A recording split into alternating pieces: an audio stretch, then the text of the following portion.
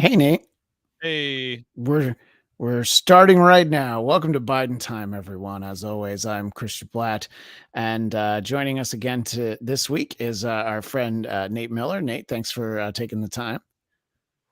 Hi, happy to be Good to here. see you as always. And Nate and everyone in the audience, say hello to Craig Smith, who is the director emeritus of the Center for First Amendment Studies at California State University, Long Beach, where he taught for 27 years.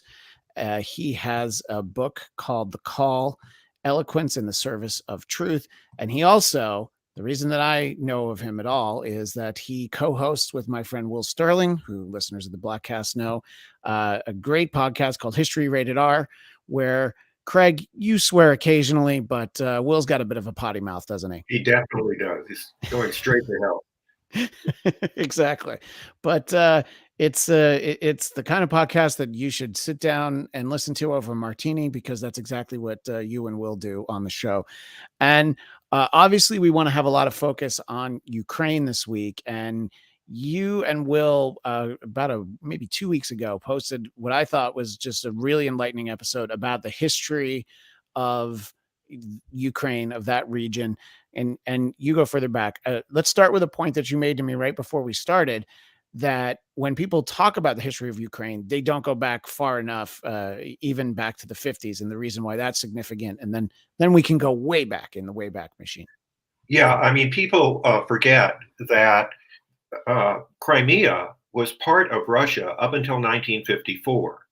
To become the premier of the Soviet Union, you didn't have to be from Russia. You could be from Georgia, as Stalin was, their Georgia, not our Georgia, or you could be from the Ukraine. And Khrushchev was from the Ukraine. And when he became premier of the Soviet Union, he gave the Crimea to the Ukraine. So the Ukrainians had the Crimea only since 1954. And so when it was seized in 2014 by Vladimir Putin, a lot of people looked the other way and said, well, it was historically, it's been part of Russia longer than it was in the Ukraine. What he's doing now, of course, is a complete violation of the Ukraine sovereignty, and it's going to be a real blow up if we're not careful. Yeah, and I mean, I'm sure that there have been all sorts of conflicts and military actions, but for me, just sort of the way that I follow things, it was hard for me to find a comparison that is really that different than, well, I guess it was the summer of 1990 when Saddam Hussein, Iraq invaded Kuwait. Maybe there's been something, but it's just like it's been that you don't have a lot of these these old time thugs just being like, well, we're going to take this because it should be ours, and using the argument that when the dissolution of the Soviet Union really shouldn't have happened, we shouldn't have let it go. And I'm going to start with, wasn't Putin like out of power for a minute, but then he came right back, right? And how long was that? Because I was thinking about that. I'm like, he's been around so long, but he actually was gone at one point, right?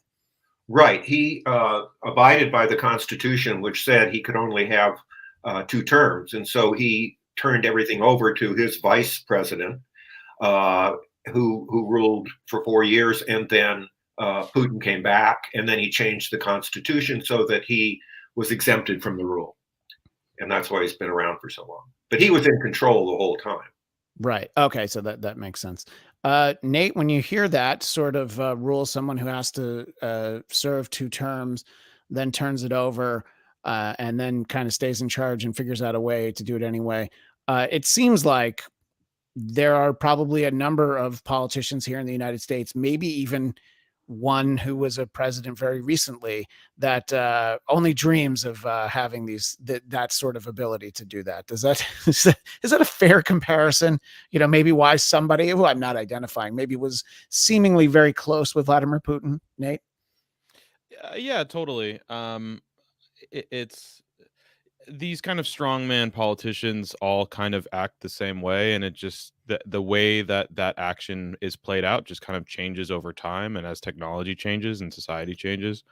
Um, from my understanding and my education, it's not that surprising. I would actually see it as the other way around. Is he probably got influence on how to do a lot of these strongman politics from looking at Western capitalist structures. It's fair. Yeah. I don't know. I really am surprised. I don't know that much about Putin pre the constitutional change and for when he went back into his third term. That's when I started to learn some stuff about him, and even then it's more of the more recent history. So Sure. I would have to look more into that because I don't know much about that. No, but I But mean, just but you're right. This is basically, if there was a dictator, a starter kit,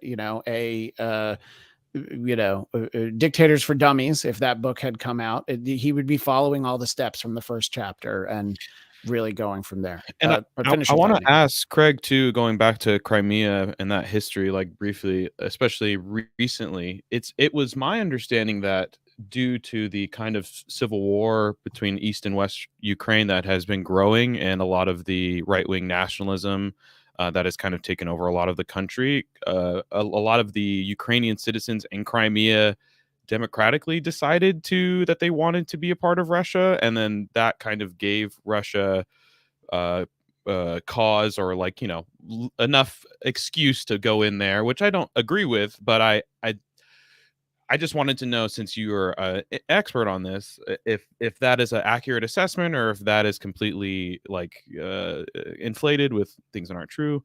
It's an accurate assessment. The situation is very much like the Sudetenland was in Czechoslovakia in 1938. The Sudetenland had been part of Germany. As a result of the Versailles Treaty at the end of World War I, the Sudetenland was given to this new country called Czechoslovakia, which was created out of several ethnic minorities. But the Sudetenland was 75% German. So in 1938, Hitler says, look, I want it back, or we're going to war. Neville Chamberlain flies to Munich. He's bowled over by Hitler. He actually called it a policy of appeasement, said, okay, you can have the Sudetenland, you just can't have anything else. He flies back to London, waves a paper and says, look, I've gotten peace in our time. And Germany then takes over the Sudetenland because the majority of citizens in that region were German. And then the next year, of course, Hitler just takes over Czechoslovakia and then goes on to Poland. So Putin has a similar situation in the Donetsk area.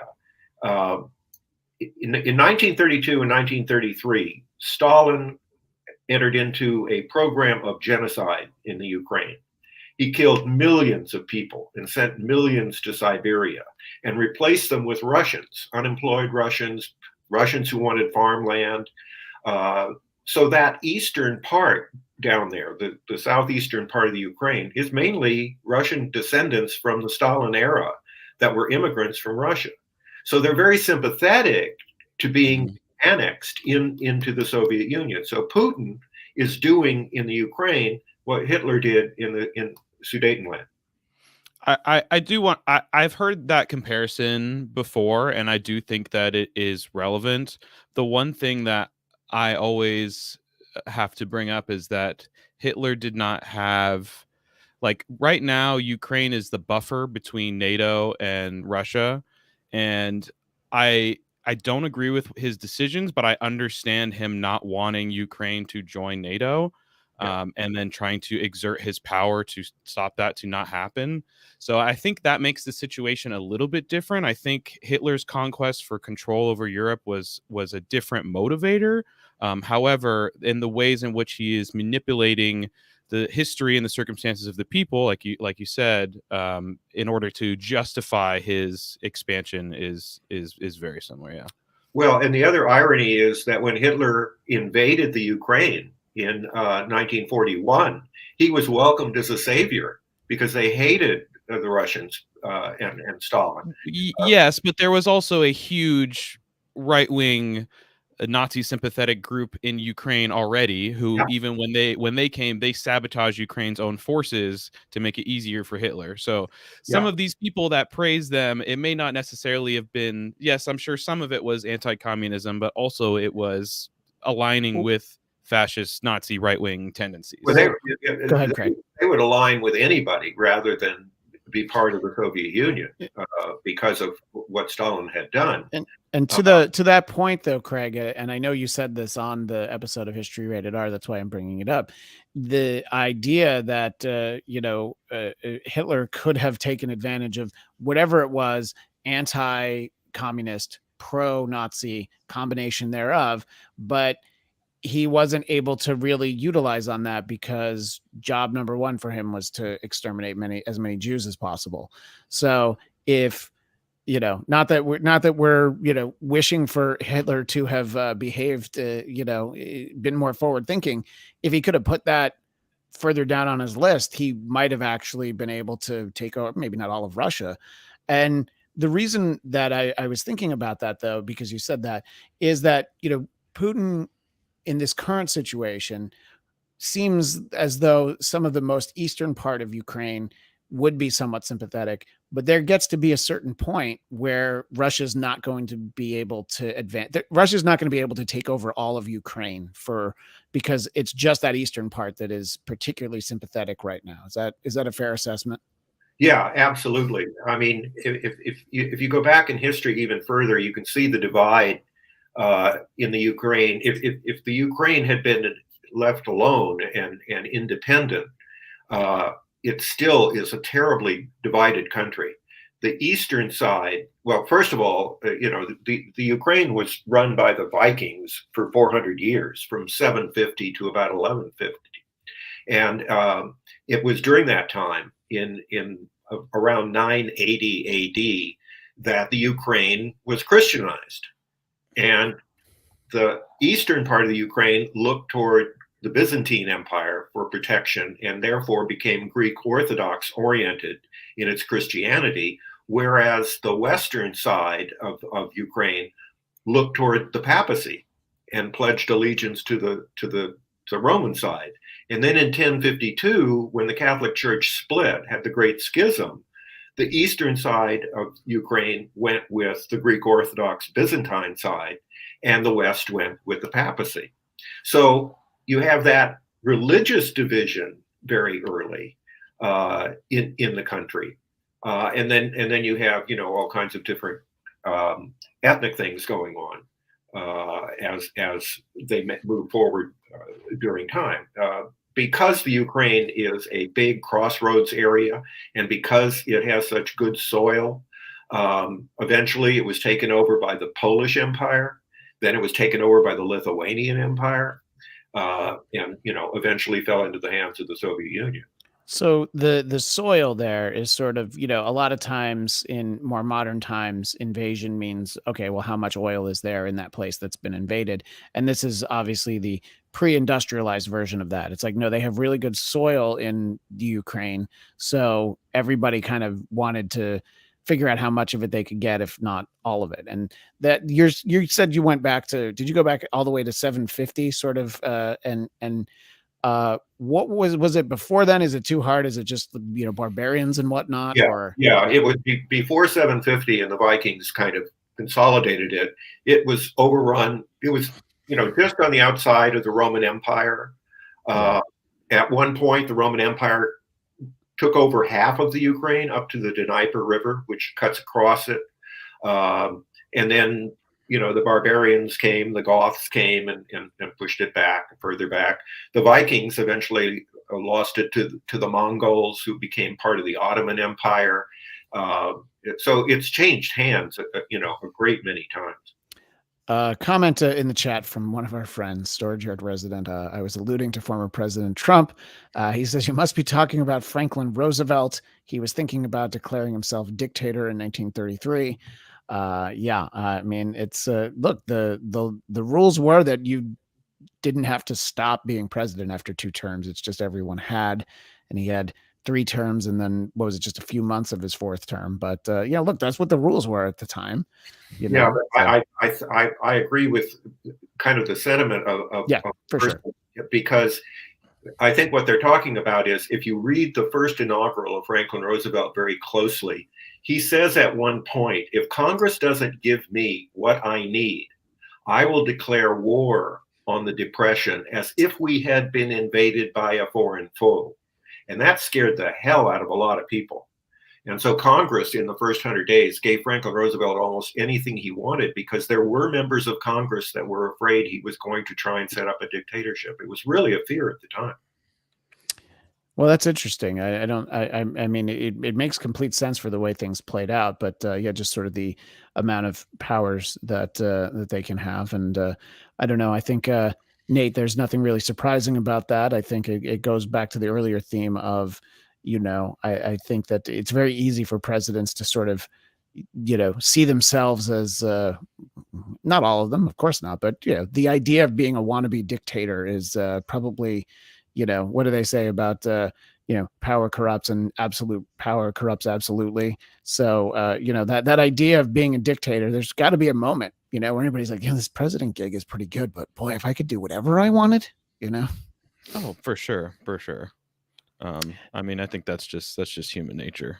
But right, exactly. the thing is like, everything is connected, and everything has a preceding event that leads to it before. And even when you're saying like, well, it's for the soil and not about oil. Well, it, I mean, ultimately it is still about oil and Russia's oil and the Sure. relationship within and who's in control and who can say who's allowed to do what and be where, right? Like, it's really unfortunate, and it just makes me sad that these countries get caught in between these two superpowers for generations, and don't get to stabilize, don't get to have their culture advance and have a shining moment because they're constantly being meddled with from outside forces, and it really breaks my heart.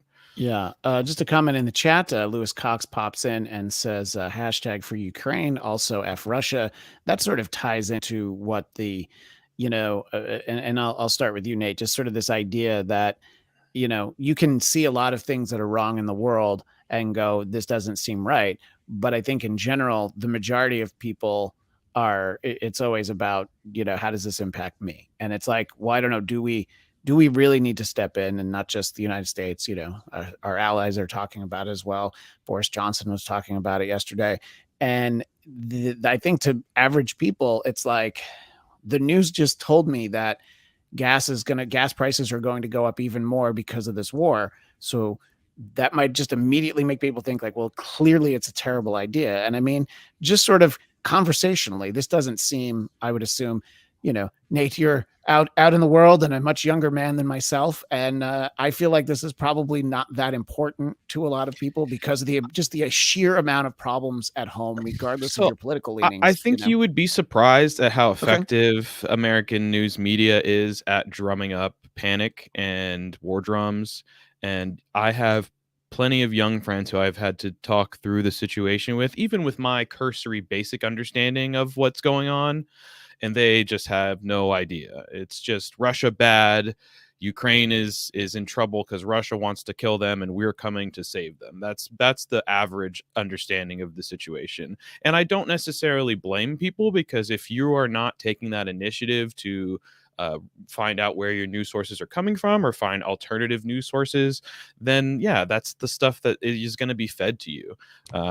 Yeah. There is a very inherent American perspective that we have, that we're raised from a very, very little age, that we are the world protectors. We are the world police. We are the ones who, when people do bad things, we say, hey, stop that. And that we have that idea because the alternative is we are the world bully, right? Because if we're not framing it as us using all of this power and strength that we have to save all these, weaker people, then it's the reality of us using this power and strength that we have to make the weaker people bend to our will and give us the things that we want.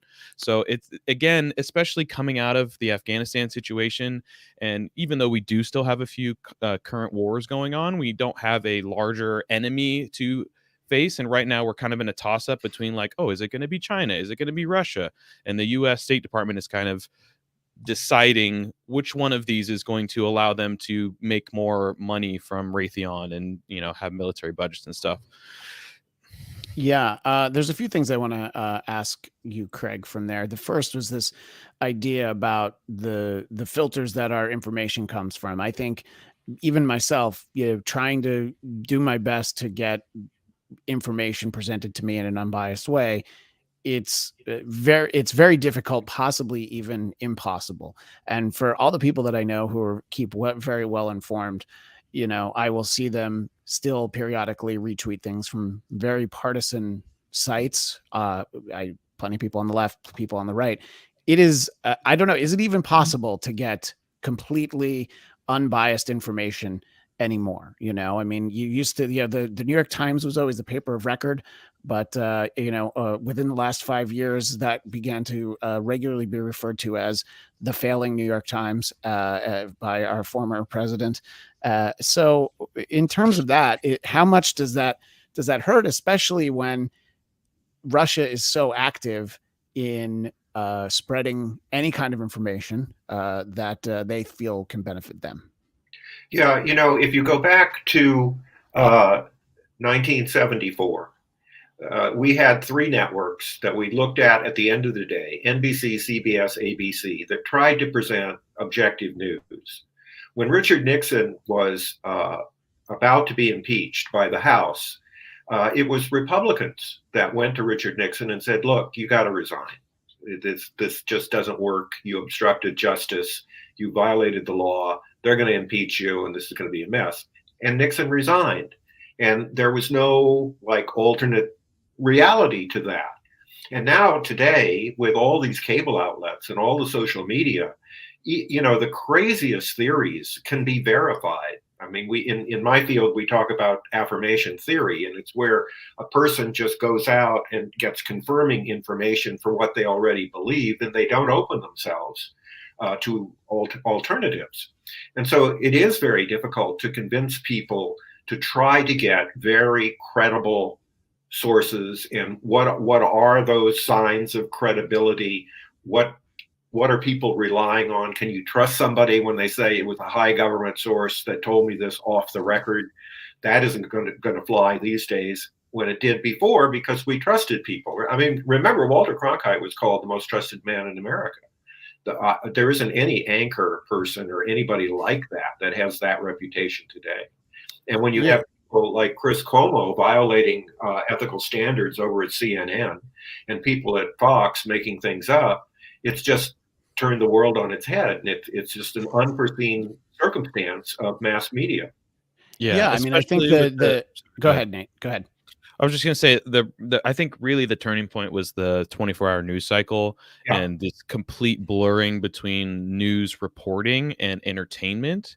yeah, And so you have things that are not necessarily they skirt that line between opinion and fact. yeah, And you said it exactly. Like I always, as much as I think the internet is great for humanity, it's also terrible.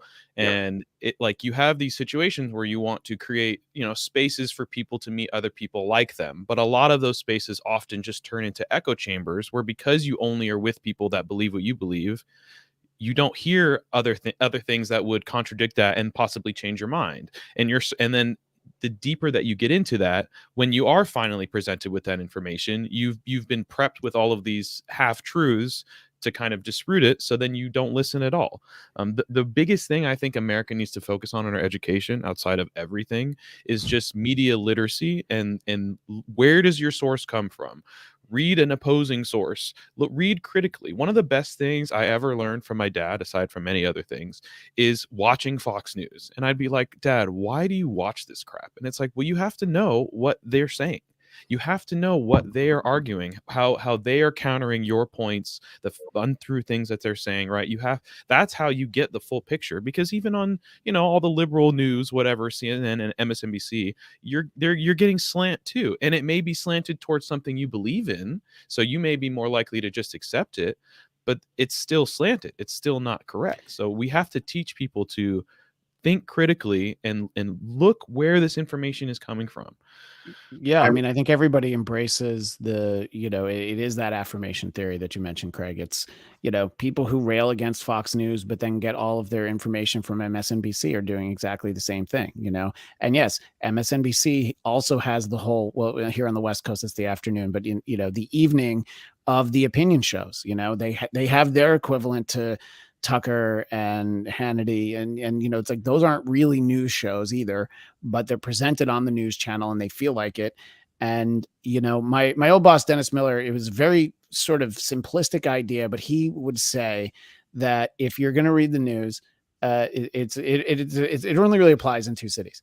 But if in New York or Washington D.C., if you read the Times, you should also read the Post. So in New York, that's New York Times and the New York Post. In DC, it's sort of the reverse, where it's the Washington Post and the Washington Times. You're going to get very different presentation of the same stories, and you'll kind of see how different people say it. You know, this is in the old days when people had time to read one newspaper, much less two, and people actually got physical newspapers. So I think that just in general, that's a problem. And, you know, we're talking about the slant we had in the wake of the 2020 election. People didn't like the slant that Fox had enough. So you suddenly had the proliferation of channels like Newsmax and One American News that, you know, prior to that year, you know, had, you know, a few thousand viewers really. And then it was like, well, the echo chamber that I'm used to isn't echoey enough. So let me find the echoiest, where a guy who sells pillows is considered an expert. What do you think about all that, Craig? Well, yeah, I mean, I had a friend who, when we had the attack on the Capitol, you know, he was convinced that this had been arranged by the FBI. And, you know, when Fox kind of disabused him of that notion, he went to the very sources you're talking about. Yeah. You know, when I said, look, Fox is, even your station is saying this is an insurrection against the, you know, against the Capitol. And he said, well, Fox wants to replace CNN, so they're moving to the left. And that was, you know, how he rationalized, you know. Nate, you can laugh, but my Twitter feed is very diverse, and I've heard those same things. No, I believe people it. From people that I like very much, and just that people will do to. I mean, it's a symptom of how bizarre and warped our reality is. Like, instead of looking at things as they are and going, "Oh my God, that's crazy," like, it'd be like, no, that can't be true. It must be lizard people. That's what it has to be. It can't just be that they're just using us for profit and they don't care about us. No, it's the lizard people. Yeah. Well, speaking of the lizard people, Storage Yard says, watch Alex Jones on InfoWars. I mean, that's the perfect example. The guy who rails against there's the funny side, the lizard people. And then there's, you know, the guy who said that the Sandy Hook massacre didn't happen, and, you know, the lawsuits that ensued. So it's like, stuff like that is funny right up until it stops being funny. You know, and lizard also people too, is like, funny.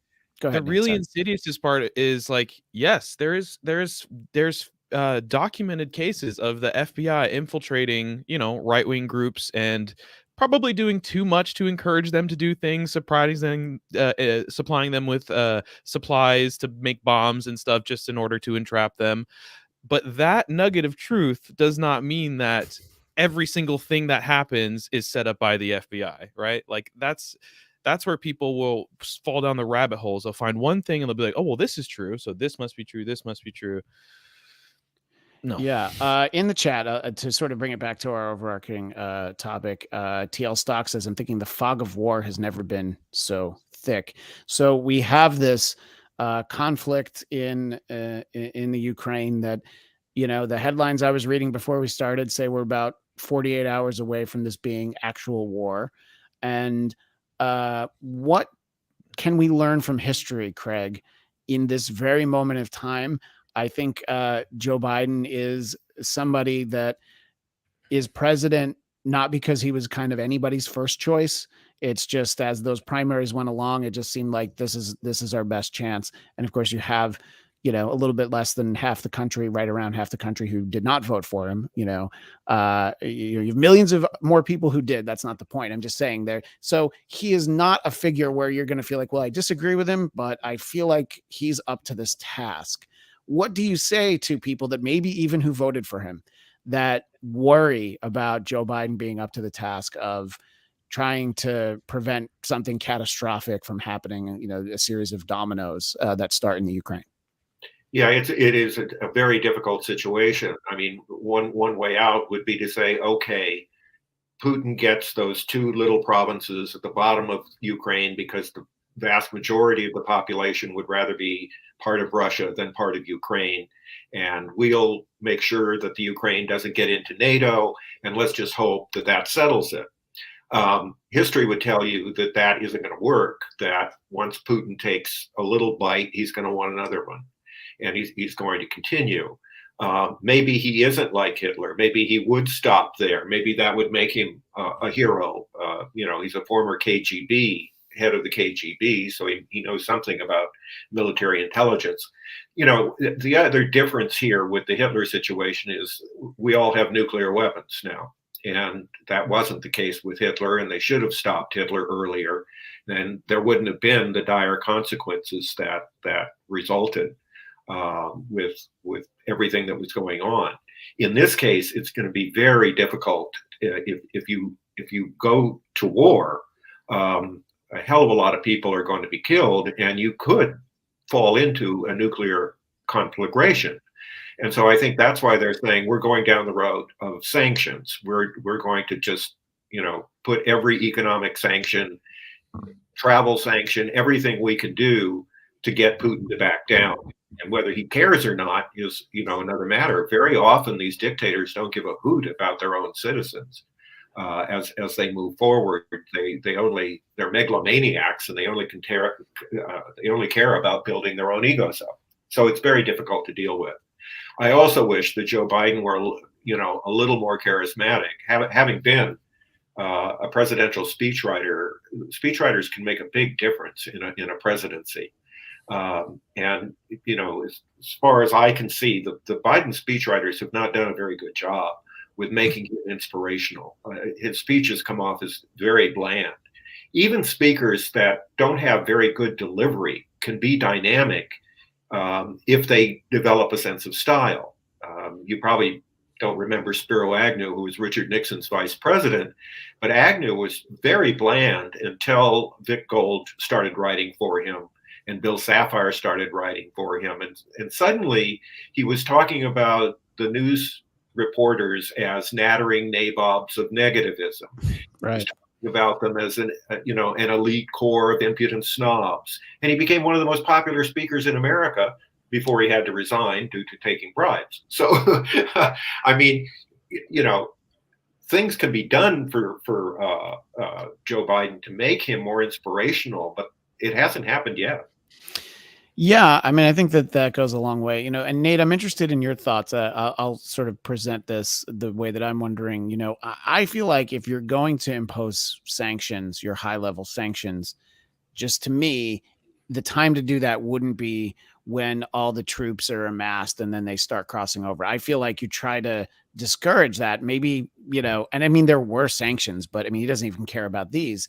Do you feel like the time for sanctions, this is just you personally, do you feel like the time for that was sooner than this? Or is this the appropriate time for a first step of this that is not, we're not shooting at anyone yet, basically? I probably have a very different opinion than a lot of people. I feel like a lot of this stuff is just posturing. I think Biden has had a very, very bad approval rating, and now all of a sudden it seems like he's doing something, and people are talking about this instead of talking about that, let alone That's all fair. of the other issues that we're having in America, like people still dying of COVID in huge amount of numbers. I am an anti-interventionist. I do not think we should be involved. I think NATO should be disbanded. So if you're asking me if I think that the time for sanctions is over and we should start sending troops or weapons, I do not think that we should do that ever. And if they're on our doorstep, then yes, then we have to respond. But I do not think it's our position to tell Russia or Ukraine what to do, to decide who's the good guys, who's the bad guys. I don't think that's for us to do. I think if they were really serious, they would have applied those sanctions earlier. I honestly was really surprised about the troop movements and him acknowledging that independence, because it really felt like for a long time the State Department was just making it seem like Russia was more interested than they really were. They kept saying there was going to be an invasion on this day, there's going to be bombs in Kiev on this day, and then they wouldn't reveal a source. There was no kind of information tracking where it came from, and then nothing happened. So I'm still very cautious of what the State Department is interest really are. To me, it still feels like this is something to distract people away from other issues that are going on. It makes, again, by provoking Putin to act out, which they know he will because he is very aggressive, it now makes NATO look better and see no, see, we do need NATO. See, it's a good thing. This is a peacekeeping thing, right? So to answer your question, yes, if they were going to do sanctions, and there's also more heavier sanctions that they still can do. Like if they really felt that strongly about it earlier, they should have done that right away. But they didn't. No, I mean, And if they want to really swing a big stick, they're going to lock Putin out of Wordle, and then he's not going to have anything to do during the day.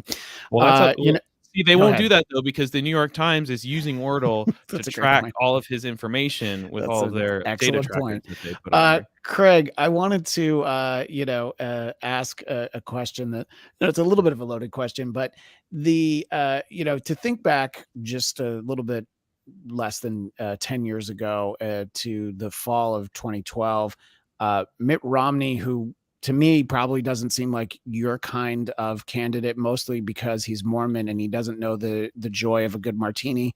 But in all honesty, there was, he was kind of considered a laughingstock because he said that he thought that Russia was a tremendous threat. And, compared to ISIS and things like that, I can understand some of what that viewpoint was. But I feel like it wasn't that long ago where we kind of dismissed Russia. Hillary Clinton presented the restart button. And have we taken Russia too lightly for too long? Yeah, I think once they went through a series of people like Boris Yeltsin and Putin emerged at that point, Mitt Romney looks like a genius, and had he become president, I think he would have been more serious. I mean, the other person that has taken the same position you were mentioning before, that we should have slapped him with heavier sanctions earlier, is Zelensky, the president of the Ukraine. He saw this coming, and he's been crying for help, for over 2 years now, and we haven't done much. The difference between this and when we dealt with Hitler is now we do have NATO, and it's probably a good idea to let the North Atlantic Treaty Organization handle this as best it can, because an attack on one is an attack on all. In 1936, when Hitler violated the Versailles Agreement and moved troops into the Ruhr Valley, which he was forbidden from doing, the French panicked and went to the English and said, let's go in there and let's get him out now. This is, a violation. Unfortunately, there were a lot of pro-German sentiment in England. And also, the head of the French government, Leon Blum, was Jewish. And in 1936, as this crisis was going down, there was a parade in London, a massive parade in London, and the signs said, better Hitler than Blum. And the English wouldn't come in and help the French. And that was the beginning, the first time that Hitler poked and got away with it. And then he just kept poking until we went into war. I think NATO is a good thing to try and. Well, I can see it being a good thing. I understand where you're coming from, Nate, but the idea that NATO exists to take care of things like this so we don't have to get as involved, I mean, I also grew up with this idea. I was raised, I graduated high school in 1994. So like through my entire schooling in the 80s, there was essentially, until I was in high school, there was the Cold War. There was this perception of Russia, and they tried to soft sell it a little bit, but I guess there was always this doom of what they called mutually assured destruction. If there was ever a nuclear war, we would all be dead. And that ties into a question from the chat that I'll pose to you, Craig, from TL Stock. If Ukraine had not given up all its nuclear weapons, would Putin have remained in check? I think it's a great question from TL Stock. Thank you for bringing that into the conversation. Yeah. When the Ukraine went independent, part of the agreement was that they would give up any nuclear weapons that they had in the Ukraine, and that essentially disarmed them. The number of times disarmament has led to war is pretty amazing in history, because it makes somebody more vulnerable. The Kellogg-Briand Pact of 1928 was a disarmament pact of the Allies, and that was one of the things that encouraged Hitler to begin his aggressive activity, was because we had demilitarized and disarmed. There was only a certain number of battleships you could have. There were only a certain number of destroyers, and so on and so forth. So these deterrents are turned away and plowed under, and then somebody comes along and takes advantage of the situation. And that's certainly what Putin's doing with the Ukraine. So, Nate, I understand your point as well. I think I know a lot of people who feel the way that it's, if something like this comes to our doorstep, that becomes a much bigger problem. Do you feel like even this level of engagement, I mean, Putin does not seem to be happy about all of his rich friends having their finances tied up? That I sort of a think. thing. Do you think well, just let me just finish the thought is because Sorry. the question is, does this make it more likely that if we had just been like, yeah, we'll let NATO handle it, and Biden's going to go to Delaware, which why somebody would spend so much time in Delaware, that's a conversation for another show. But if we kind of stayed out of it, maybe they would be inclined to leave us alone. Are we asking for trouble that perhaps we're not prepared to deal with just by being involved at all, Nate? We're prepared to deal with any trouble. The issue is not like our military might. It's what is the goal for like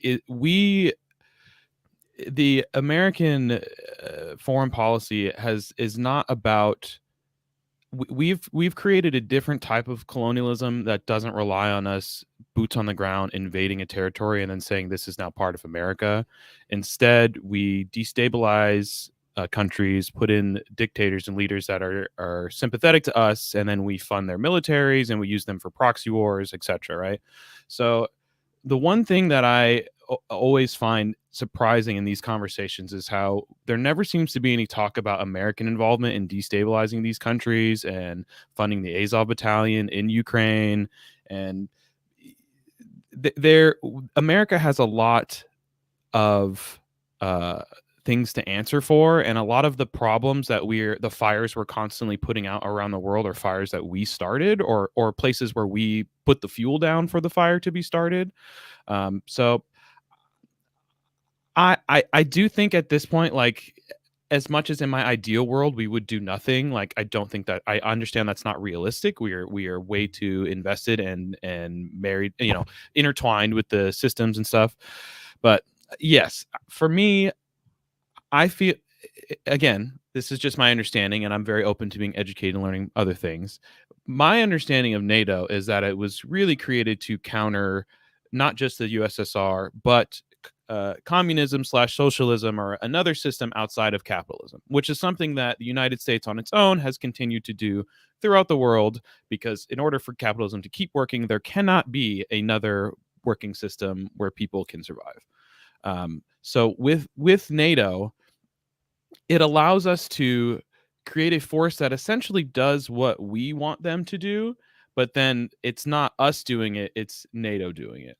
So I would much rather, like, really with the peacekeeping, I just don't know. I honestly don't know what the right answer is, because people have to be protected, especially innocents and all these people who are not deciding on civil war or invasion and all that stuff. But I just don't know that, with all the issues America has and how we are not, our infrastructure is failing. We have a very bad healthcare system. Like, our education is poor. The amount of money that we are spending to send overseas, not just to NATO, but to other countries, it's just insane. And I cannot rationalize it in my brain and support it. Like, we need to get our stuff together before we go around telling the world, like, no, this is how things are supposed to be done. This is the good guy. This is the wrong guy. This is the definition of democracy, when our own democracy has been in threat in our country, very recently and often, so I don't know. I need to do some more research about, it's been a long time since I've studied World War II, and especially the leading up to Hitler and the invasion and the war actually starting. So maybe I should take a look more on that to kind of see some of these parallels. But if I had to wager a bet, I do think that we will see Ukraine agreement not to join NATO. Putin will stop at those two that have decided that they want to join Russia. And we will all kind of make hands and then make a bunch of money on the gas pipeline. That's what I think is going to happen, because as it is definitely possible that things escalate really badly and the nukes go off, but again, I always tell people, like, what do they stand to gain? Like, yes, mutually assured destruction. Like, if we're gonna die, we're gonna take you out too. But there's always somebody who's got a bunker who is thinking, like, if we nuke the whole world, then I can't make any money. I can't farm any food. I can't, like, we lose so much by doing that, even beyond, the power of winning a war or whatever. So, like, there's still plenty of very terrible weapons we have that are capable of mass destruction, that are not on the nuclear level, that will literally destroy the planet. Well, yeah, I mean, there's a very prevailing theory that a weapon much like that accidentally was let loose in the world a little bit more than 2 years ago. That is a theory out there, but it is, regardless of the cause, that is a perfect example of different ways that things can happen. Craig, sort of taking all this in and trying to sort of tie it up, it's obviously we don't know where it goes, but the starting point I wanted is sort of what Nate said is a very hypothetical. But if it were to, let's just say Putin says he will, and then he actually does, they stop with that. Everybody agrees, okay, Ukraine's not going to join NATO. Is that a satisfactory enough solution, or do you just feel it's inevitable that like Putin won't stop at those two? So it's like Well, hard to even entertain the what if. yeah, I don't know whether you stop or not, but that seems to me to be a sensible compromise. It's not all that fair to the Soviet to the Ukraine, but in order to preserve the peace, that might be what has to be done. I think the big blunder on Putin's part is that he has given a rationale for the existence of NATO. That had fallen apart with the demise of the Soviet Union. I mean, why do you have these Western nations all linked together? And by the way, many of those nations are now socialist. So the NATO advancing capitalism hasn't worked very well either. I think where we've been wrong in our foreign policy is where the neocons came in and said, we're not only going to have a regime change in it, and we're not only going to protect Afghanistan, we're going to make sure they become democracies. And so we're not only, doing things that are in our strategic best interest, but we're spending tons of money that Nate rightly says should be spent back here in America to try and establish democracies on our own image. And it just doesn't work. Either these people aren't ready for it, as David Hume said, nations evolve toward freedom and democracy, and some of these nations haven't done that yet. And to try and force our ideology on them at great expense has been a terrible mistake. But now I think Putin's made a mistake because he's given a rationale for NATO to exist. And those countries are now, I think, more strongly committed to NATO than they've ever been before. When before Putin was a threat, Poland was thinking of maybe being more independent. Mm-hmm. Hungary was going to become a little more independent. And now they're all saying, well, if this could happen to the Ukraine, it could happen to us. And so we're going to lock arms and go with NATO now. Yeah, I think that's a really good assessment of Putin and him making that mistake. My question is there another answer for him outside of aggression when an alliance, which not expressly but pretty much is against him, wants to remove that buffer country and then be right at his doorstep? Like, I don't agree with what he's done. I don't agree with anything that he's done. I don't like the man, but I understand his rationale of saying, no, you can't move your anti-alliance against me right next door. We're keeping this buffer zone. Right. Yeah, I mean, he has part of the alliance, in Estonia and Latvia, they're on his border and they're in NATO.